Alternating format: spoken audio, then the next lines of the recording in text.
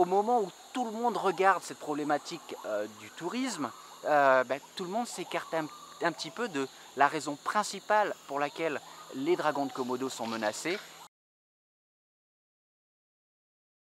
Bonjour à tous, heureux de vous retrouver sur Komodo TV pour vous parler justement de l'icône de la chaîne, le dragon de Komodo.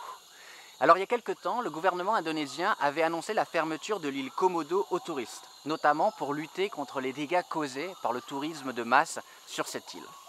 Avant tout, il faut savoir qu'il reste un peu moins de 3000 dragons de Komodo à l'état sauvage, qui se trouvent sur l'île de Komodo, mais pas uniquement.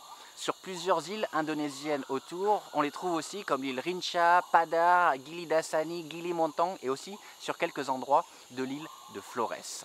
Donc c'est important de dire ça parce que le gouvernement indonésien avait simplement annoncé la fermeture de l'île de Komodo et pas de la totalité du parc national de Komodo qui englobe les petites îles que je viens de citer. Ensuite, il y avait un réel problème de tourisme de masse principalement à Komodo et à Rinca, mais il faut aussi savoir que les touristes se déplacent très peu et que pour la plupart, ils ne voyaient que les mêmes animaux. Il y avait une bonne dizaine, par exemple sur l'île de Komodo, une bonne dizaine de dragons autour du ponton et des bungalows, et c'est toujours ces mêmes animaux qui étaient visités par les touristes, certainement aussi nourris ou souvent nourris par les gardes.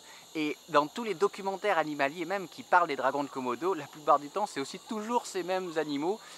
Si on a un peu l'œil et qu'on a de l'expérience, on les reconnaît. J'en sais quelque chose parce que justement j'ai participé à un de ces tournages sur les dragons de Komodo. Donc ça c'est la réalité. Aujourd'hui le gouvernement indonésien revient même sur sa position de fermer l'île Komodo aux touristes en disant qu'ils vont simplement le limiter, notamment en augmentant le prix d'entrée dans le parc national qui a été multiplié je crois par 50. Donc c'est toujours une très bonne nouvelle de réguler ou d'interdire le tourisme de masse pour préserver la biodiversité, certes. Mais dans la problématique du dragon de Komodo, il faut savoir que c'est beaucoup plus compliqué que ça.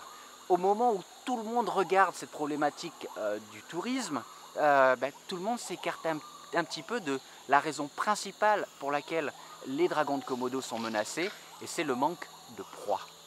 Les braconniers dans ce parc national régulièrement mettent le feu à la savane pour acculer le gibier, les cerfs, les cochons sauvages, les buffles qui représentent la nourriture des dragons.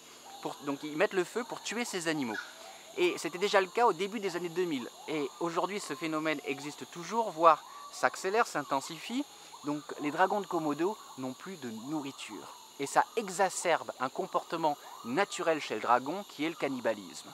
Donc par exemple sur l'île de Komodo, on rencontre très rarement des jeunes dragons, des petits varans, tout simplement parce qu'ils se font manger par les grands mâles.